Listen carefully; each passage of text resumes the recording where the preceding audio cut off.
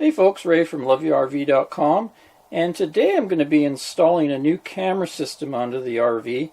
This is from a company called Haloview, because it's critical if it's going to give me enough clearance for my door. You can see I'm pretty tight to my propane door.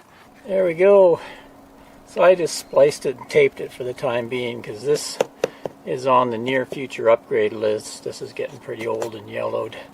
So the line's back on, and then we can test the operation. Let's go in and turn the porch light on, power the porch light, and that will give me power to my camera. And here's what it looks like from below. So it's going to change my marker light slightly because it has 3 in the center there. Looks okay though. And we got the 4 now working. There's me on one of the side markers. There's the other side marker. There's Ann sitting in front of the porch camera. And there's the rear camera showing the estuary.